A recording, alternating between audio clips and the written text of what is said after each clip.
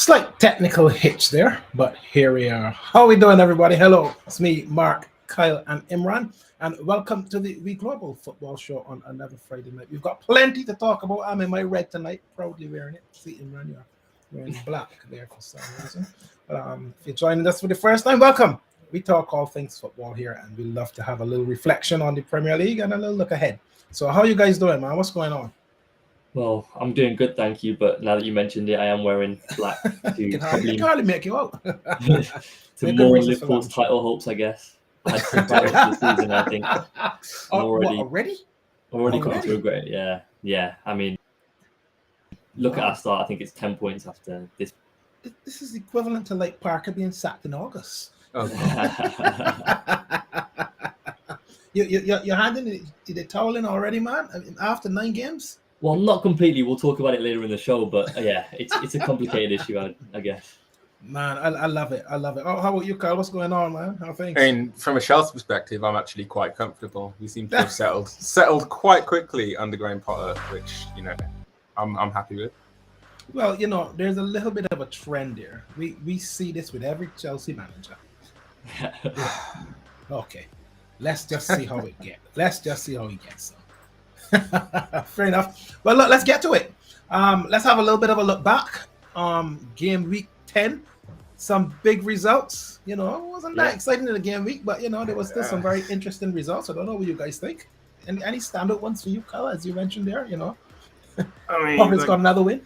Yeah, I mean, it was nice. I mean, as a Chelsea fan, we were welcoming Diego Costa back to the Stamford Bridge, which was very nice. I mean, he went off, I think, in the 70th minute and pretty much got a standing ovation, even though Wolves were losing 2 or 3-0 by that point. Like, it was nice to have Costa back, and it was a pretty decent performance. I mean, I won't say we were amazing, but we won 3-0. So I don't think you've been amazing at all this season. In any game that I've seen you, actually, there's not a lot there to get excited about, I don't think.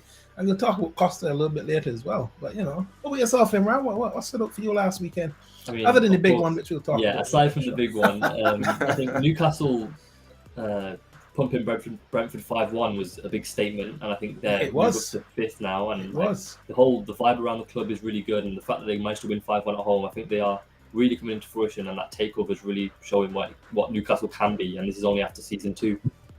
Yeah. I think, they're quietly going up that table, not causing much fuss, not creating any havoc, really. But they're getting some big wins. And I kind of feel as though people are taking their eyes off this Newcastle team. But we'll see how they get on over the course of the run down to Christmas, I'm sure. The Everton game and Manchester United one was one that was a little bit strange to me, actually. I actually thought that Everton were going to do it. But, being at home and all, and looking as though Lampard he's got quite a good vibe going at Everton this season so far. I thought Iwobi's goal was outstanding, but then I realized that JJ Okocha was in the stands, so there was probably a reason why you raised the game and raised the level. Uncle was sitting in the stands, man. Excellent player, Okocha. So there you go. But yeah, that one stood out. And of course, in that Man United game, and it would be remiss of us this week to not mention this guy at least because of the significance of the goal that he scored. Mind you, he came off the bench again. he didn't look happy. No, well, he's never going to be easy. No. But what do you make of Ronaldo with 700 club goals, man? I mean, I think it's quite a shame actually that his reputation right now and this stint at United is going how it is, because I think it's just a bit of a sad end to what has been obviously one of the greatest careers of all time and one of the greatest Premier League players of all time. I mean, 100%. Just look at the numbers up there. And it's a bit of a shame to see how he's going right now. I do not think he will break into this Ten Hag team at all unless there's injuries. I cannot see it. You can tell that Ten Hag does not see him as part of the project, and because he's trying to build a long-term thing, he will not. I think he's stubborn like that, which is good, and he will not compromise, even if it's Ronaldo. And even if Ronnie's coming off the bench and winning games for it. I think it's respectable to have that long-term goal in mind while having what is arguably the greatest player in history on the bench. Come off of it, man. Greatest player in history. I'm moving that aside very, very quickly. Gosh, but to have that kind of player on the bench, to be fair, Ten Hag is still a pretty new manager to the Premier League.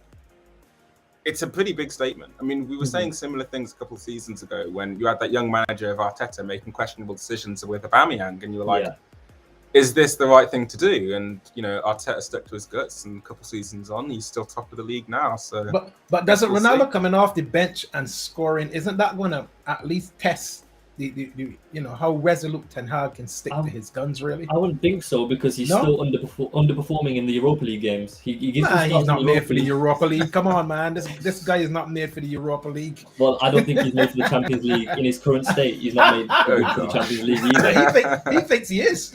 Of course he'll think he is, and that's why you could probably see a January move happening, or definitely a summer move happening. I'm not sure where to, but I think his time at United is definitely up, and I think it needs to end sooner rather than later. Yeah, and it's the numbers across the top that are quite impressive. You know, you look there, you see, man, this guy scored 450 goals for Real Madrid. You know, it's Champions League. The levels him and Messi have set is just astonishing. I don't think we'll see it again. Maybe Haaland. I don't even think Haaland will get to those levels, because I think I read a stat that Haaland, to match Ronaldo's goal scoring, or to match 700 goals, would still have to score 40 goals every season for about 15 years, which is just crazy. Exactly, it's just mental. Incredible. Which of those are the stand-up clubs for you, though? I mean, we know what the numbers say, but which one actually stands up most for you guys? I mean, you can't look past Real Madrid 450, can you? Winning 4 Champions Leagues, or 5 was it? But then it is cool to see his transition. At United, he was such a tricky winger. I mean, I think you can speak to that more, Mark. And then, whereas he transitioned towards the end of his Real Madrid stint, and obviously Juventus, he was more of the poacher, the striker that we see today. Yeah, I was going to say, like, at our age, obviously, we've pretty much grown up with Real Madrid, Ronaldo, but 118 goals at his first stint at United is a pretty insane stat that is pretty easy to almost gloss over, like, especially the age he was and the kind of player he was, to have 118 goals. Like, that's probably the reason that, you know, people are always trying to have that debate between Ronaldo then and a lot of current Premier League wingers, because very few can stand up to what he was in those years. Well, I remember when he first arrived back in the early 2000s at Old Trafford, and it was like, you know, this kid was really, really tricky. You was getting all of that talk about he's doing too much, he wouldn't pass the ball, too much dribbling and all this kind of stuff. And if you look at how his game has evolved over the last 10, 15 years, it's incredible who he has actually become. When you look at where he has started, because a lot of footballers don't evolve their game in the significant way of his game over time. It's just incredible to watch. Very, very tricky winger, and now is a guy that is just scoring goals for fun. But 700, you know, fantastic, really, really fantastic. And you know, we're going to talk later in the show about, you know, players who have come back, the returnees almost, or the retirees. But anyway. And we're seeing this as a consistent thing in the Premier League with players who go out and come back, and very high profile players as well. So, but I thought it was great that he got that milestone, and he's making a statement to Ten Hag. I'm still here and I can score goals, man. Come on, I should be in this team. I should be in this team, man. But you know, putting Ronaldo to one side for a moment, because we got to talk about the business of our fantasy league that is continuing to motor along. Where I can't even see where you guys are. I'm sat there in 15th. Like, I don't think I've climbed up the table since game week 5. I do this every season. I peak and then drop, and then just decide in the middle of the season that I'll just rise up a place every week. It's not well. At least both of you are in the left side of this table. You know, you're both in the top half. You know, Imran clinging on by his fingertips. But based on my trend so far, next show I'll be below you. Well, exactly. I'm the only person here with a green tick next to their team. You know, I might be 21st, but I'm on the way up. Any progress is progress, yeah. Well, interestingly, we also got a new leader this last game week as well. He came out the traps quite quickly in game week 1 and 2, and kind of fell away. But there he is again. He's rebounding. Yeah, it's really interesting. Well, what game week are we in now? 10, 11? 10 into 11. Yeah, and it's like Adam in second has got a 20-point gap on third, and Arjun has got a 30-point gap on Adam. So, like, gaps are already starting to emerge, and I think this is considerably quicker than we normally see them. Yeah, the intriguing one that's got me a little bit fascinated is, 7th and 8th, Wayne Skeet and Paul Thorpe, who are usually two big contenders whenever we get to the end of the season. But I think these guys are paying too much attention to each other and not watching the gap that's starting to get away from them at the top. But, the more they watch that gap, hopefully some of us can get a little bit closer to the top 10. Even. So we know that he's rallied back, Arjun. And what did you make of his team in game week 10? I mean, I think as a stark contrast to last year, we were focusing on the fact that there was a lack of striker options and the defence was key. But I think what's been consistent in every team that we've featured that has got the most in the game week, it's always their front line has been performing to the maximum. So as we see in this team here, his captain's got bagged the goal, Kane's bagged the goal, and Tony's bagged the goal. And that just keeps you ticking along. If you can get 3 goal-scoring forwards in, you're always going to do well. And then obviously he's helped with a freakish Cancelo score in the defence with a clean sheet goal, and I think 3 bonuses as well. He got one from Trippier as well, Well, what's crazy about this side is that there are literally only 3 players in that 11 that didn't score. There's 3 players in the team that have blanked. That's actually mental. Yeah, normally you have an average of 4 or 5 players that probably just got an assist and then you move on. But I mean, Maddison I think got booked. James, I don't know if he got booked as well, and then Rashford has just got the 2. Man, to be fair, then everybody else has either got an assist or scored. Rashford got robbed as well. He got a goal disallowed, which was very harsh. Yeah. So he could have been on even more points this week. Yeah, but 76 is a pretty decent score for a game week. Goals all across the front. Haaland is starting to become a fairly consistent presence in everybody's team. So look, if you have him, you have him. If you have him, you have him as captain. He's not really a differentiator. And I think it's the differentiators that are going to make the big difference. So the likes of Ivan Toney, when you've got those guys in your team in the game weeks that they score, that's where I think the trick is gonna be had in the league this season. Because Haaland seemed to be ever present. Nobody's dropping him.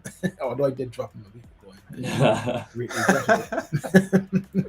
Nobody's dropping him. But yeah, anyway. So Arjun is rallied back, I think we can say, and we'll see how he carries on. But as Arjun has rallied back, I have rallied back between the 3 of us, just to be clear. Only before the shows do you perform well. Is that right? Is that right? Is that right? Only in those weeks before the show, yeah? Yeah. You line the performances every single time. Listen, well, you can see I went with Tony as well last weekend. Yeah. My biggest regret is this guy Mo Salah, man. I just what a waste of time. Who cares about a 5-minute hat trick against Rangers? It's just pointless. It's meaningless. Score against somebody that matters, But anyhow, I'll leave him there for the time being. I was quite pleased with Eze because I think that he's a really exceptional player. Yeah, big fan of him. Still seems as though he's coming back from injury, but he's ever present for me this season because I think he's a terrific player. Van Dijk has been a complete and utter disappointment all season. Oh my goodness! I mean, you don't need to single out the players. Just any Liverpool player in general. Any Liverpool player in general has been disappointed in FPL this season because they've cost a lot and haven't been performing. Utter disaster. Apart from Bobby, but no one has Firmino in this. Exactly. I really have to have a fundamental rethink now as we go into the next couple of weeks about Liverpool's presence in my team, man. But the moment I do that, now what will happen is that they'll go on. We'll get 4. They can't get any worse. Exactly. So do I stay with them and say, look, the turn is coming? They've turned it around against Rangers. Rangers? Goodness me. Not even worth talking about. But anyway, that was my team. I was quite pleased with my performance. Points, just once again, all the front 3 scored. Mm-hmm. That's it, man. That's it. Jesus, Haaland, and Tony piling in the goals, and I'm happy with that. I was very happy with my performance and how the team has helped me to rally back to be the top of the 3 of us. So that's good. Go on then, Kyle.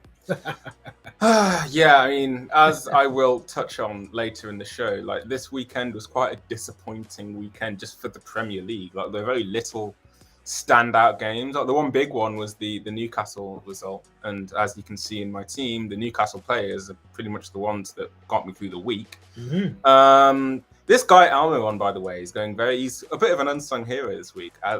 This season, I will touch on that later, but like, he seems to go very unnoticed by a lot of people. I don't know why I'm saying that, because, you know, Almiron will boost me up significantly in the FPL, considering he's also quite cheap, but his form is going up, so I'm hoping his price, you know, does the same thing. But my FPL for the future is looking a bit shady, because I think the week after this one is a blank for both City and Arsenal, and as you can see there, I have 6 players that play for that team, and I've also got an injured Reece James, and so I think it's some deep thinking needs to happen. Yeah, it's not been a great weekend for fullbacks, has it? No. Not at all. But you know, Kieran Trippier is really, you know, he was the first buy that went into Newcastle under the new regime, and he seemed to have settled and seemed to be performing quite well.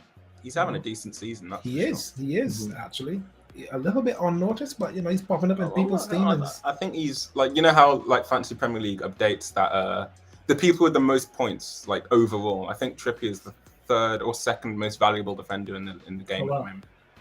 So I think like Cancelo's top, and then he's either 2nd or 3rd. Cool. Yeah. Again, I don't know why I'm spilling out this information, but no, we're taking note of that. Those 2 Newcastle shouts from you guys is actually pretty good. Like, I was thinking about it, but I didn't realize just how good their form was until they went and battered Brentford 5-1. Yeah, man, they're going a little bit unnoticed, you know, so it's really interesting to see how that is going at the moment. So let's come to you then, Imran, because you're bringing up the rear of the 3 of us. You know, back where you belong, man. Yeah, it just doesn't get any better. It does not get any better for me. I mean, this week I couldn't believe it. I really fancied Chelsea v a managerless Wolves, so I captained Sterling and he didn't feature. Wow. That is schoolboy error. Is it? I mean, you would expect Sterling to start and score via managerless Wolves, but and I didn't. We were playing AC Milan days later.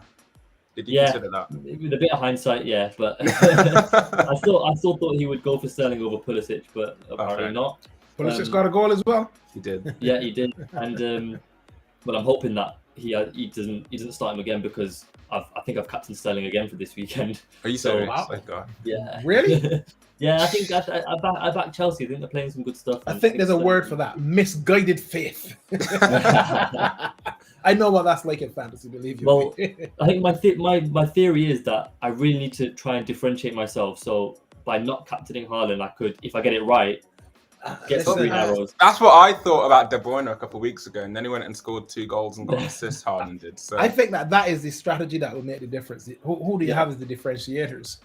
But it's just trying to find them. Yeah, you got those people who like out of nowhere decide to captain Foden instead of Haaland, and then just you know, go straight up the table. And you're like, how did you see that coming? This guy is ridiculous. But yeah, it's about those little judgment calls, isn't it? You've got an interesting one there, Skamaka. Yeah, I was actually very happy with that. I took a hit to get him in because I was feeling that I need to change it up because Mitrovic was injured, of course, and I analysed the options and I took a risk on Skamaka because he wasn't even guaranteed to start. But the fact that he could start, score and get bonus points, I'm really chuffed with that, and hopefully he carries it on. Yeah, man, I can see how my Arsenal boys are really doing it for you guys. It's delightful to see that, you know, in both of your teams, you've got such faith in my players, man. So, you know, thank you so much. That's why I'm wearing the red shirt tonight. I feel like I'm replayed from last season. I was heavy on Arsenal and they never performed for me. So this season I'm getting that repaid. Did I tell you about the Liverpool fan who this week, and I quote him, he said, listen to me. Arsenal will not finish in the top 4 this season. I think that's a bit of delusion creeping in there.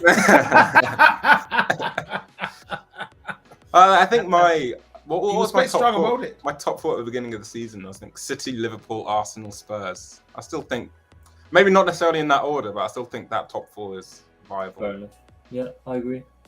Wow. I'm not so sure about Liverpool this season. The less I say about that, the better. This has been one of the most fantastic inventions of this show, I have to say. Ladies and gentlemen, the Fantasy Analyzer, it tells the story. And I reckon the only thing that looks similar to your performance there, Imran, is the Sterling. The palm. Yeah. Wow. Up and down. I mean, it is a really good addition to the show because it just shows how volatile the season has been for me. I mean, like, I've never had a season like this in the 3 years I've played, and I don't really know what to do with myself, to be honest, because I feel like I found a winning formula and then poof, straight back down. You're paying too much attention to the data, man. Just do it. Do it. Don't take too much. Go with the gut. But we have to commend Wayne Skeet, you know. To be fair, one of the things this is also showing is who is the consistent performers, and Wayne is our champion for a reason, right? It's interesting as well because, like, in previous seasons where you tend to have less people, because there are less people, the gaps emerge, and so you tend to move position less. Yeah. But with this season, the gaps just don't exist. And Wayne is still 7. I honestly can't understand mathematically how this is possible. Like every single week we finish the game week, and I'm like, okay, so where's Wayne Skeet? 7th again. Oh right, cool. Like, it's absolutely incredible. But if there's one thing that I can latch on to on this, you know, I am the only player on the analyzer who is on upward trend. I mean, will you call? I mean, it is an upward trend. But, listen. 2 places up, man. Come on, I'm on the way up. I don't care. Yeah, I mean, not even Wayne has moved. Like I said, I haven't gone upwards since game week 4. So you know, a change needs to happen. To be fair. Jeez, Kyle. Yeah, boy. Yeah, it's not looking good. Based on my trajectory, I could either be dead bottom or 4th by next show. Roll on game week 11, but I think you know this is very interesting to see how volatile the league is this season, and how, you know, we're not quite working it out. I don't think we're not quite working it out. We've got a lot of players, and I mean, with Arjun at the top with 630 something points already after 9 games, you know, I tell you what, at that rate, we could be heading for a record-breaking season if the guys carry on at the pace that they're carrying on at. They're too serious, I think. You guys are too serious. Oh, gosh. But it looks good. Better luck in game week 11, man. Pay some attention to who's on your team. Well, where do we go with this? Premier League merry-go-round of managers. Yeah, and you know, if you look there, you see we've had 1 sack every month so far. Yeah. So interesting. August, September, and October. So November is coming. Have we had a show since Wolves sacked Large? No, he only got sacked last weekend. What do you make of his tenure at Wolves, though? What did you make of Large at Wolves? I think it was promising, and it was a breath of fresh air once Nuno left. I think the slow transition, trying to get to a 4 at the back, and he finally got his players in this summer. But then they just have not kicked on from the promise that they've shown. Now that he's got the players, that it's just not coming together. Although I do feel he's been a bit unlucky with his star striker signing being ruled out for the whole season. Well, he got injured in the first game. Yeah. That was a bit unfortunate. Yeah. Yeah. Well, look, I don't know. I think things got so toxic when Nuno was there at the end, even though there's some managers that fit certain clubs, and I thought Nuno was a really good fit with Wolves, and he'd actually put his stamp on the team, and they were playing in his identity, and that's when you know a manager he's in the right place. But I don't know, he got deluded by this job at Tottenham, you know, and less we say the better. But, I mean, you know, what's interesting? Never All the Midlands clubs are on this sack race board, and yet, in my personal opinion, I think Wolves play the nicest style of football. Like, I was watching the Nottingham Forest game on Monday, and man, gosh, that was hard to watch. It was, because it's like it's like, you know, when you know when you go to a park and you watch kids play, and they're in such a rush to get forward that they don't think about where they're putting the ball. Is it 1-0 Brentford? He scored. Yeah. Wow. Ivan Toney. He's in our team. I am not in the Ivan Toney club. You might not agree with that particular caption there, Imran. I mean, it's not outrageous to say it. I can't look into the future and say we will improve, but I do have faith that we will improve. Really? Yeah, I mean, like, obviously I can't, like, anything could happen, but the players that we have and the system and the manager we have are too good to not turn this around. So I do think we'll have some sort of resurgence. Oh, we've heard all of that before, boy. We've heard all of that before. Oh, they're too good. They're too good. They're too good. Well, Liverpool will not finish top 4 according to DT. So let's see. Let's see. I'm not going to be that bold because I think at some point they're going to go on a run. Yeah, I agree. But I think what's catching them up this season is the fact that, and we discussed it way back in our earlier shows this season, it's the aging squad and the lack of rotation. There's not enough newness there. I was having a conversation the other day with pre the Arsenal game. I was asking him, what is your ideal lineup to face?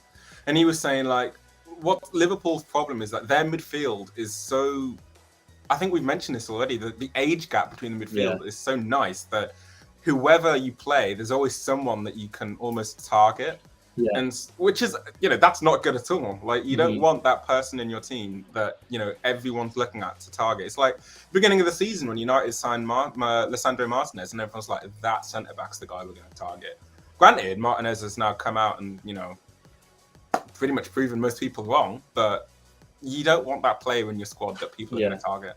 I mean, like, I think I saw a stat a couple of days ago where in 2017-18 we had the 3rd youngest squad in the Premier League, and we've gone to now having the 3rd oldest squad in the Premier League. Okay. So it happens very, very quickly. A lack of investment and a lack of refreshment. And I keep saying Klopp just doesn't look. When my friend said to me that Arsenal will finish top 4, I asked him, so you think Klopp will be there at the end of the season? Klopp doesn't look right to me, man. To me, he's lost his sparkle. He looks as though he's not enjoying it anymore, and that's the more concerning thing for me at Liverpool. The only way Klopp isn't a Liverpool manager is by him walking. Rather, we'll never get sacked. Yeah. Well. Unless we're in the relegation zone in February, Klopp is absolutely untouchable. Some of us have seen Roy Hodgson at Liverpool, they do sack people. Yeah, well, he deserved it. Oh my god. So look, I think it's a similar point to what we were literally just saying about Nuno, is that when Nuno came to Wolves, he basically was Wolves, and the style of play that they played, it was him, and we've seen that with Klopp for years. But now that's on the decline. It's basically a question of how long do you keep him there before that style of play basically expires, which it kind of looks like it already is. I don't think it's a system issue. I think it's a personnel issue. Like we've mentioned, it is just purely a personnel issue. We'll see. Well, what do you make of just taking it back to the sack race about Nuno coming back? Really? Yeah, I mean, I've heard whispers about this. That apparently he wants to come back. He's so desperate to get back into. I cannot see it. It ended really badly with him at Wolves, and managers returning never turns out well, does it? Nah, look, just keep rolling forward. So we've kept Cooper on the sack race as at risk because even though he just got a very handsome new contract, which I thought was extraordinary in the era of the Premier League for a manager to the bottom of the league, he hasn't won a game yet this season. He's 19th now. And they've handed him a new contract and sacked some of the recruitment people. I think extraordinary. The first thing that came to my mind when I saw this was they're going for the Burnley approach, which I respect quite a lot actually. In an era of ruthlessness, the fact that they can give him that vote of confidence, I think they're willing. It shows that they're willing to go down with Cooper and they trust him to be the one to bring him back up, which is fair enough. But the big difference between Dyche and Cooper is that Cooper spent over 100 million this summer, whereas Dyche, of course, had nowhere near that. So it's a risky one, but you have to kind of respect what they're trying to do. You have to, but at some point the fans will start to ask about the 100 million that was spent. That's the big differences, right? Because fans will want to return.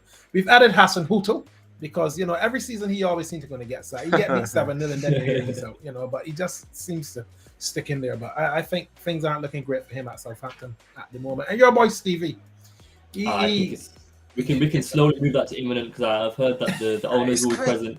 Nah, in all honesty, Forest were the better team on Monday, which is a crazy statement to make, but they were. Both were terrible, but Forest were the better team.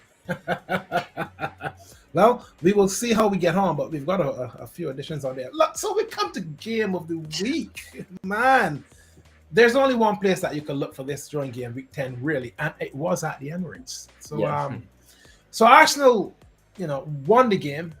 We absolutely roasted Trent. I reckon that he was in the dressing room sitting down at halftime, begging to be taken off. Oh, gosh. Please don't put me back out there, man. I reckon that's what happened to him. I know you're going to say he got injured and he's out for 3 weeks and all that, but look, Trent was painful to watch, man. Anyhow, were you? I know you've come here in your black shirt tonight, but to more this game particularly. You got 2 goals, man. You got 2 goals, and it was, what's that? You were very quick to point out that we robbed Newcastle a couple of weeks ago. So let me just start off by saying that the penalty incident with Gabriel was an absolute stonewall. That was a penalty. Yeah, absolutely. And I got to your agree with penalty was extremely soft. The thing is, I've seen having these arguments, man. No. I can't change it. As the only neutral person in this show, I have to say that both penalty appeals should have been penalties. Like the handball one was pretty obvious, but that foul on who is it even on now? Gabriel Jesus. Yeah, I figured. Like the foul on your head. That's a. Come on, man. I mean, yeah. I'm not going to use that as an excuse. I'm not going to use it as an excuse because we deserve to lose the game. I don't think. Listen, I don't even think if you got the penalty, you would have won the game. You listen.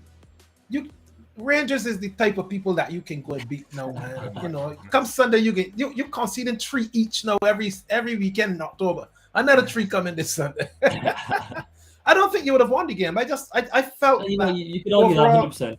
Arsenal were the better team. They looked more hungry. They were sharper. Yeah. Liverpool are just too leggy. Somebody said in the chat, they just look leggy. Too leggy and a bit lost right now with they're trying to change up the system. It's just it is a bit of a mess. And Nunes doesn't play on site, so. He was the only positive I could take. His overall play that game was pretty good, and he's backed it up with Rangers. So I am looking forward to his performance v City. But I have to say, this is beautiful, this graphic, because it shows that we dominated Liverpool at the Emirates, man. In fact, you are probably not old enough to remember. There was a time where we used to beat you for fun,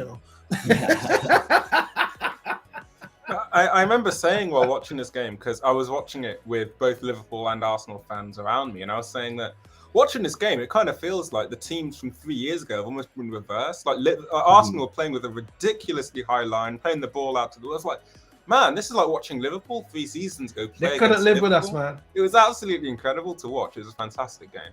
But of course, as we said in the headline for this show, Martinelli rampant at the Emirates. you got to give him credit because I think he has been extraordinarily good so far this season. Exposed Trent quite badly, very, very early in the game, and shattered his confidence, I think, a little bit.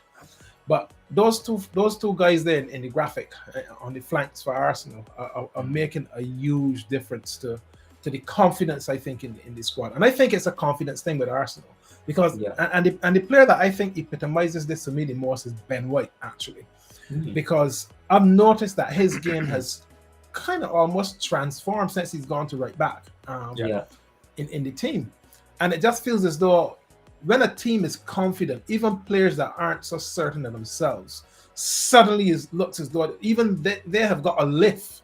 And I think his game has lifted quite significantly. But I was absolutely delighted with 3 points at the Emirates, Imran. So thank you so much, man. Thank you.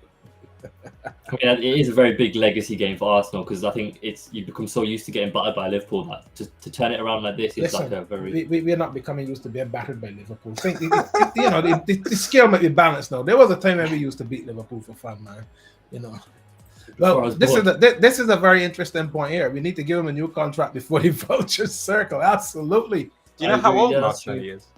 21 or 22. A lot of your squad are very, very young. I mean, we've been saying this about Saka and Smith Rowe for a while, but we're going to start saying that about a lot more of your players now.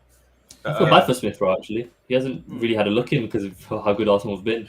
Yeah, and he's one of my favourite players, but, I think the pace that we play the game at sometimes, I do feel that he hasn't got the speed. But he's a very technically He's a smart player, isn't he? Yeah. Very good. Very, very good. Anyway, I won't dwell on it. But look, Arsenal won at the Emirates and we battered Liverpool, man. It was, boys against men, really. But anyhow, Oh, gosh. over to you, Kyle. Yeah, as I haven't said enough in this show, it was probably the most difficult team of the week I've ever had to choose, because this week was just very low on standout performances. Like, I think I had like 5 names that were like, yep, definitely. And then I got to 5 and I was like, man, who else can I put in this squad? So if you're looking at the squad and thinking, how on earth have they got into this team? That's why. So Lloris is one of the only keepers this weekend to keep a clean sheet.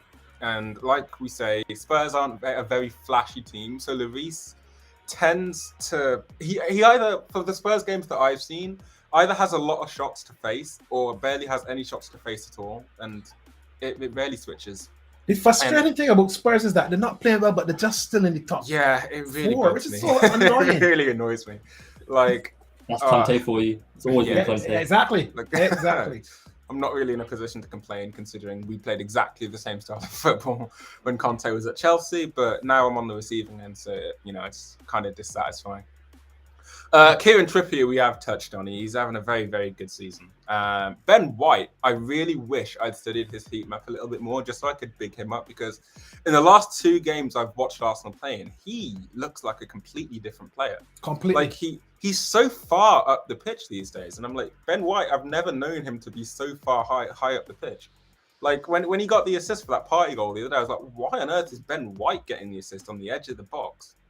Ben White, it's just not a player I associate with being in the opposition's half. And he had a stint at defensive midfield when he used to play for Leeds, actually. Mm-hmm. Yeah, like I think that's one thing circling around social media that people are reminding everyone of, that he did have a very brief period of time where he played defensive midfield, but since moving to Arsenal, it's not really a position that he's been known to play in, and so seeing him almost combine the skills that he's got and making it's just it's really nice to see. And then Cancelo, not much needs to be said about his performance. He's probably the standout City player of the weekend, and I don't have him in my team, which is why I've gone down to 15th. Bruno Guimaraes is another another Newcastle player. Another Newcastle player that, in my opinion, is going under the radar. Like, Newcastle, just as a team, seem to be going under the radar. They've got their recruitment spot on so far. Yeah, they have. This was a player well. that you focused on last season, I think, Imran. We we were interested to see whether he would carry on that form to this season, and in my opinion, he has. He's a bit too expensive to get into my FPL team, but he's playing well. He's certainly on form at the moment, as are Newcastle. Rodrigo, though not a left winger, again, just a standout City performance. Everybody is always chuckling whether he's the best CDM in the league. I'm not going to get into that debate at all, but he's a quality player. Phil Foden, if he keeps going the way he is, will have his best season at City to date. Like, man. 100%. Yeah. Like, he's such a good player. Like, I know all the England national team fans love to debate whether the Mount Foden thing happens every single year. And as a Chelsea fan, I've always backed Foden because he's just such a complete player who can play anywhere. And honestly, I didn't think he could get any better, but he's honestly knocking it out of the park compared to his previous seasons this season.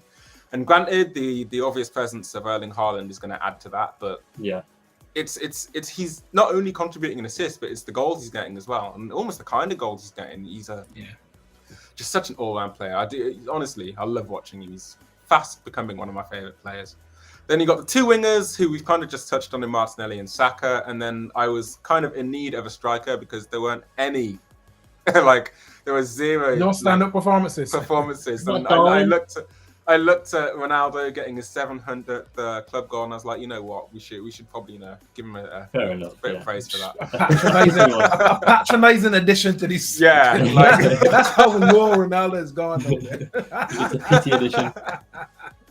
Oh, give it to Ronnie. He deserves it. And you've got to mention my manager because though we had, I think there were only 2 teams that kept clean sheets. I think to go to the Emirates with that expectation, with Liverpool coming, you had to almost prove a point. And they also, don't forget, they conceded 2 goals, but man, they absolutely dominated the game, man.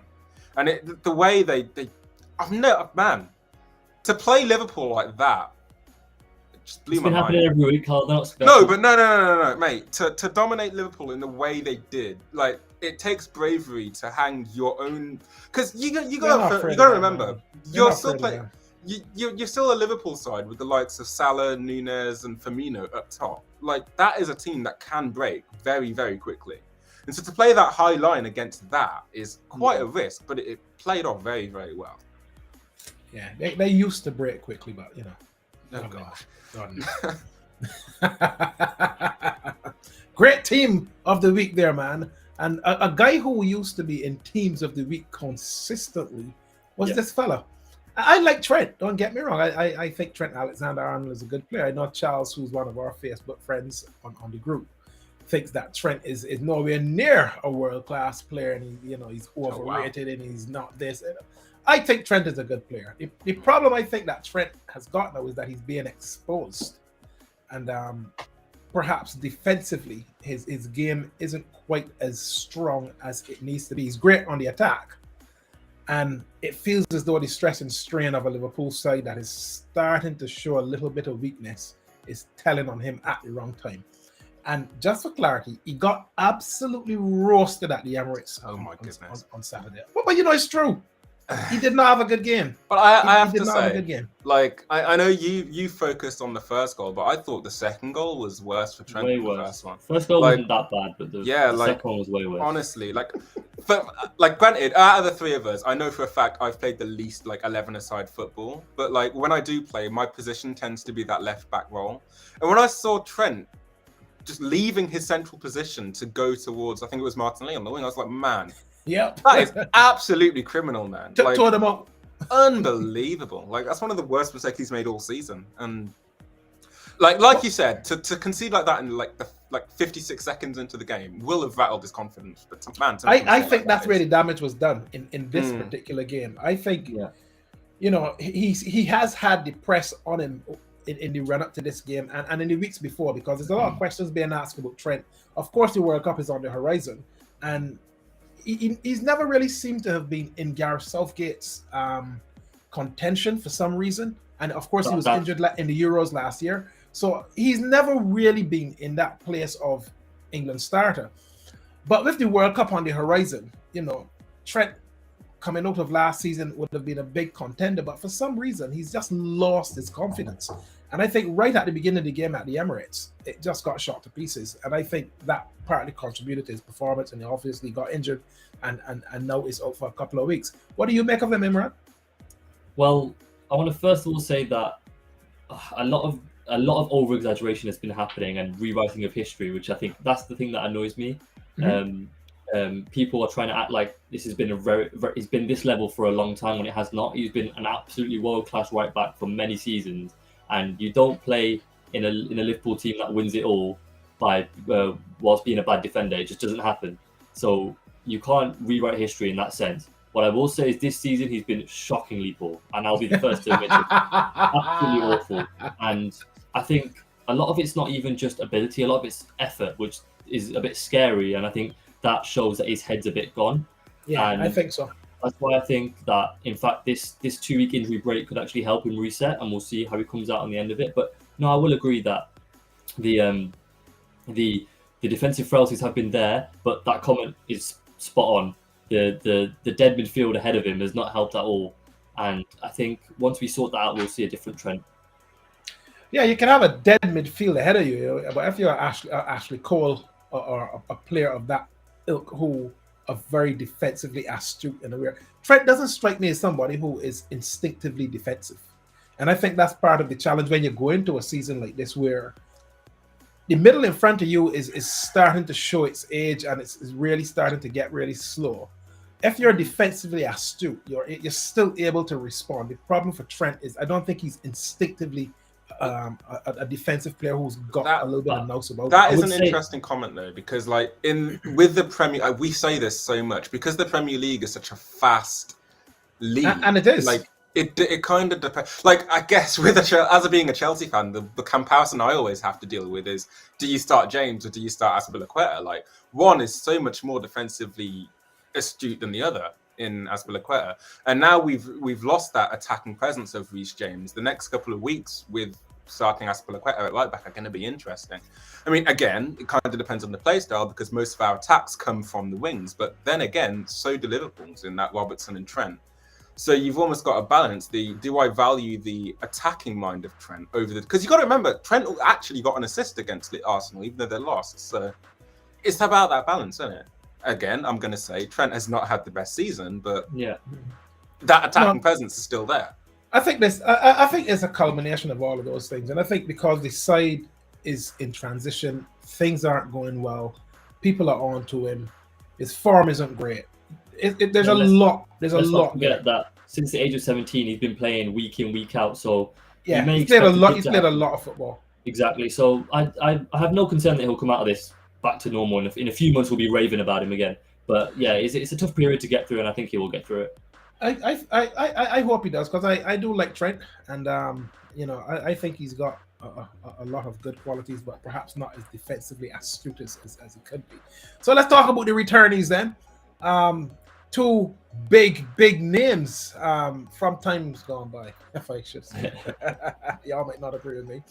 No, I think Diego Costa has been one of the most and I'll say this as an Arsenal fan, one of the most outstanding forwards the league has ever seen. This guy was a centre forward like a beast. There was a lot to be scared of there.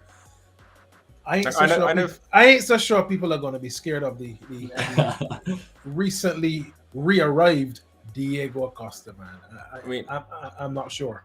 I know for a fact, I said last year when we signed Lukaku that no striker has ever filled the boots of Didier Drogba since he left, and the only person that has got anywhere near is Diego Costa. 52 goals in 89 games, man. Goodness me, he was an absolute beast of a striker. I used to hate when Costa played against Arsenal, but I just knew we were going to lose the game anyway. Yeah. But the other guy on the other side, you might have your views about him, Kyle, but I think Arsenal got the best years out of him too, because I'm not convinced that he is going to hit the same level and deliver the same amount of goals playing in that blue shirt. I don't know, man. I think similar. not to don't immediately put words in my mouth, because in no way am I comparing Aubameyang to Ronaldo. But I think you've got to almost see a similar thing to what we were saying earlier. Are we signing comparing the Ronaldo of 2010 United to the Ronaldo of Juventus? They're nowhere near the same player, and I know that's a significantly longer period of time. But the question there is, are we playing the same Aubameyang that you were playing all those seasons ago? Well, I don't know. And I think the only saving grace I think you might have here is, there's two things. Chelsea don't really play with that traditional number 9 anymore, which seems to be a heavy shirt for a lot of strikers who've come since Drogba, right? They don't really play that way. And a lot have come and gone. But Graham Potter is a very intelligent manager. And I think that he potentially could make the difference. But I'm not convinced that Aubameyang will be at the same level as he was when we I think we got the best years out of him. Go on, mate. I think, so obviously he's not going to be Arsenal Aubameyang in his prime. That's just how the age works. Obviously he's a bit older now. But the fact that he is a natural goal scorer, he scores wherever he goes, and he has done. And he's a natural goal scorer in a Chelsea team which should start creating a lot more chances under Potter. And I think that combination is just guaranteed for Aubameyang to score goals. I reckon. I'm not so sure about that, man. Our creation seems to be on the up. I can't understand why, but the wing backs are doing just as well as they used to do. Mount has come out of nowhere, man. He's having a great season. I doubted at the beginning of the season, but man, he's starting to come into his game. And that is the challenge. That is the challenge at Chelsea. All the goals from midfield, and it's a systemic thing with Chelsea. It seems like over the past couple of seasons where the goals just seem to come from the middle. I mean, Chelsea's leading all-time goal scorer is a midfielder. It is how they play, right? I think Aubameyang don't have the legs, and the only saving grace he might have is Potter.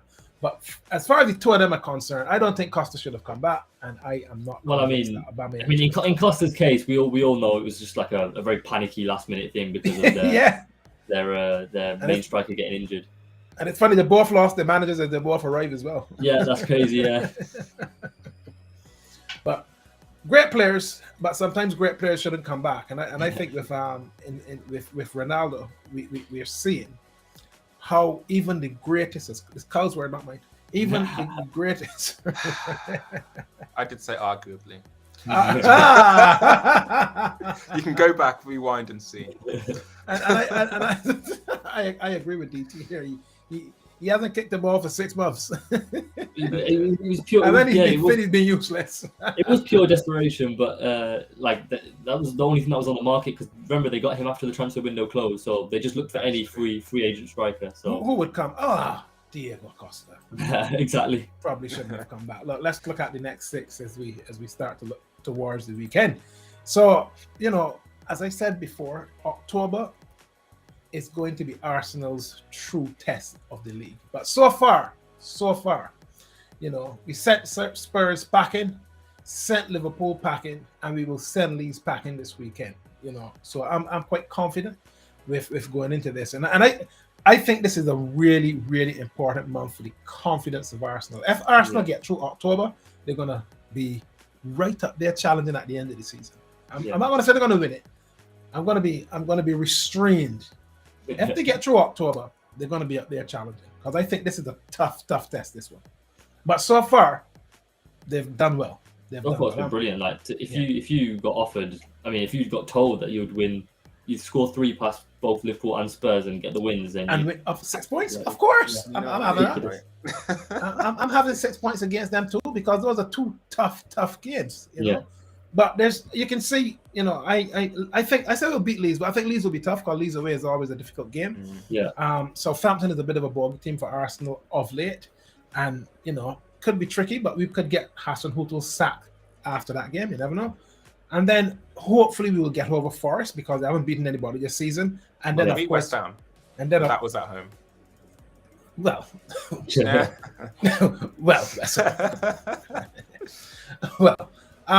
then of course we go to the bridge at the end of October, beginning of the next month, and we will see how we get on. But I'm pleased with where we are. Happy with 6 points from those first 2 games in October. Fantastic. Over to Potter. He's also got 2 wins in his 2 games in October, which I'm very satisfied with. Similar to you, actually. We've both scored 3 goals in the first 2 games of October, which is quite nice. I guess you should be more satisfied, considering your opposition was top 6 clubs. I think the next 4 games we've got, I think the next one is the one I'm most comfortable with, because like I said last show, Brentford scare me quite a bit. So Villa were absolutely disgusting on Monday, like I said, so I'm very much looking forward to going there, though it is very much a Chelsea thing to expect wins and lose. So of all the games here, I'm looking forward to Villa the most. Brentford, like I've just said, worry me. That to be decided against United is, we don't know about that. But what's interesting for me is that the media, whenever that United game or after Brentford play, whenever that game is, the media are going to be all over us, because you then got Brighton, and Potter is obviously going to be in the media for that. And then straight after that, we've got Arsenal. And so our main striker in Pierre, Emerick Aubameyang, is obviously going to be in the limelight as well. So the media are going to be all over us for that 2 weeks. And wow, it's going to be very, very, very interesting. Aubameyang against Arsenal is going to be a very, very interesting game, I think. It's at the Emirates as well, I think. So I think that game against Villa on Sunday, because I think the only stand-up name that really seemed as though they did anything for Villa on Monday night was Matty Cash. And I think when he's in the team, they just seem to play a little bit better. So Villa at home, with Cash coming back and starting to get a bit of form, it could be tricky for Chelsea on Sunday, but we'll see. Ashley Young rolling back the years. And man, Ashley Young, what a goal! Goodness me. Yep. So you're happy with where you are. You're happy with the return. I think we're in the same space, but there's some teams that haven't won yet in October. So, I wouldn't believe you if you said we'd be in 10 points midway through October, and here we are. So, that's the situation. Wow. So sloppy, especially in defence. But it's a very fundamental issue, and I sit here every week thinking that the worst has happened and we can only get better, but then it gets worse. So and I'm sat in this situation again. I won't even lie to you. I have a feeling about the City game that it could like boost us, give us the boost that we need. But then again, you look at City and how they're playing and how we're playing, and it could just go horribly wrong. But the fact that it's at Anfield, I think, gives us a platform to maybe finally kickstart our season. And I'm going to be optimistic and say that we can actually get a result v City. Wow. First goal in that game is absolutely massive. That is incredible. I think as long as there's rumours that Konate is injured, if that's true, then forfeit the game. Forfeit the game if that happens. Centre-back partnership in that game is going to be big. I think Van Dijk and Matip. Matip's injured, unfortunately, as per. You haven't got any squad depth, man. That's part of the problem at Liverpool. We need Gomez at right James back. Milner. Oh, don't even, because if Konate is injured, then it will be Gomez at right centre back and it will be Milner at right back. Millie will be there, man. Insane in 2022 to have Milner right back for you, probably Phil Foden or Grealish or whatever, and then Haaland up top. So Jack Grealish is having a decent season as well. I think if we could part the right team, I can't even tell you what system we're going to use v City, but if we can part the right team, then I reckon we can get a result. But it just doesn't get much easier because West Ham is a really tough game as well. They're finally picking up form after a slow start, and that's Wednesday, so I didn't even notice that. It's 3 days later, so they were one of the only teams to beat us last year. So it will be an interesting 2 games. I think you're being very optimistic, but I understand why that is the case. You know, to keep me sane, Mark. To keep me sane. I think you're being very optimistic, but I understand why that is the case. So look, let's talk about this weekend's fixture. You've got the big one, as you were just saying, and you think you could get something from it? Yes, I'm going to say I'm confident of getting something from it. Wow, I am not so sure. I've just realised that Forest have got Wolves this weekend, which means that if I'm correct, they've played Leicester, Villa, and Wolves 3 games in a row, which is kind of interesting. I can't remember much of that Leicester game. I remember it being they lost like 4-0 or 4-1 or something. And then they went to Villa. It was a deserved draw, but it was a pretty dull game. There weren't any standout performances in that game either. And so to go to Wolves, I can't really see how this game is going to go. And this is a Wolves who have just sacked their manager as well. Yeah, Forest could very well get their first win on Saturday. Actually, first away win. Yeah, well, first away win, I think. And well, what's interesting is that Wolves weren't particularly awful against us. They just weren't very fluid, and so we just took advantage of it and scored. Wolves haven't got any identity right now. I think Wolves have lost their identity since Nuno. They haven't really recovered on the large, and let's see who picks up the manager's seat there. Manchester United against Newcastle on Sunday at 2, I think will be a little bit of a tasty affair. Actually. Newcastle probably going to Old Trafford feeling very optimistic, actually. 4 2 o'clock games on Sunday. And whilst United have been getting the results, I still think their performance needs to go up. Poor, man. Their performance aren't great. You know, they barely got away this week with a very, very late goal. And it just feels as though it's not working, but they're kind of grinding out the results. And I guess people will say, but that's what the game is about. But that's not going to happen every week. There will be some weeks when you will play poorly and lose. You know, so... And I feel clearly. What's that one? Sorry. Unless you're Spurs, Spurs. Are just I don't know. Spurs. That's why Spurs will never win a trophy. They do. Spurs are just getting results and staying in there. With the quality of the Premier League, the way Conte sets his team up, it's just not sustainable over a season. They'll never get close to winning a title that way. He's not wrong. Wow. So to know City, I'm being nice. I mean, that's fair enough. I don't blame anyone for going for City in this game. fair play. And we haven't really mentioned a lot about Leicester, even though we've got Brendan is imminent on the sat race. This could be an interesting game because Crystal Palace are always a pretty tough opponent. Vieira seemed to be getting quite a lot out of his team this season, and they're playing quite well. Leicester, they're flattered to deceive. They won a game a few weeks ago. You know, couldn't quite get over the line last weekend. They lost, and this is a big game for them, I think, now to see exactly what will happen against Crystal Palace. On Saturday. I realized kick off as well. I realized something last weekend. At the beginning of the season, you two kept bullying me about having Edouard in my team, and I took him out, and he scored 3 times since. Like, you know how annoying that is. Because you had both Edouard and Arteta. Like, the guy has scored 3 times since I took him out my team. Like, it's just not. What is the point? You just had the wrong Crystal Palace player. You know, you had Mateta and Edouard. You just need Eze. I'm just saying. So we're looking forward to the big one at Anfield on Sunday. Should be a cracking game. I think City will have too much for Liverpool. I think they're too pacey, and I think they've got a goal machine in Haaland, who Van Dijk, maybe of 2-3 seasons ago, might have been able to live with. Van Dijk can't handle Haaland. We'll see.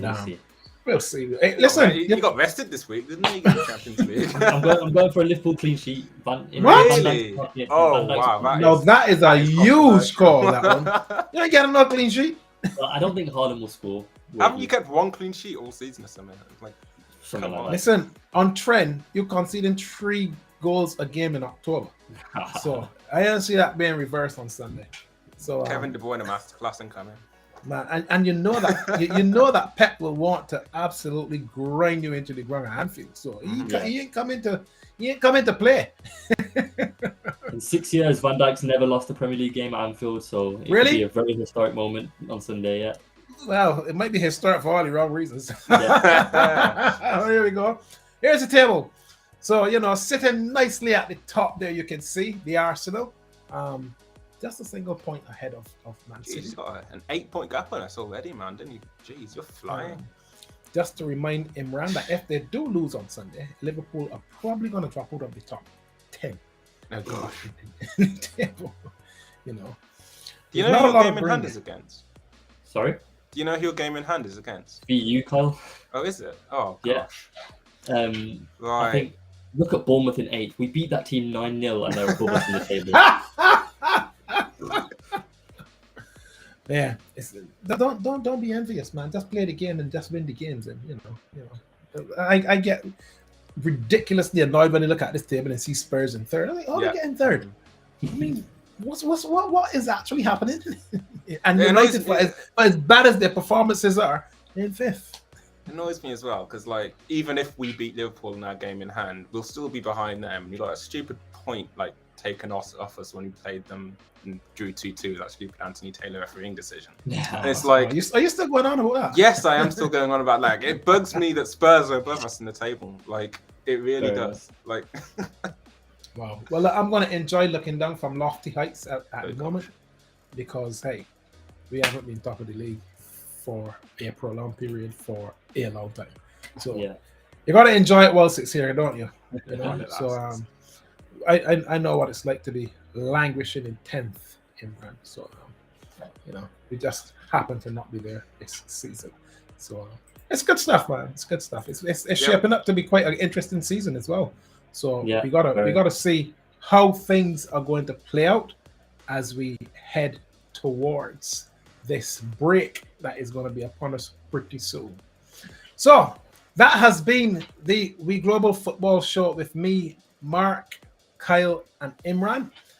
Big games this weekend. The biggest one is at Anfield, and we look forward to seeing you on the next one when we'll be talking all about what happened against Liverpool and Man City.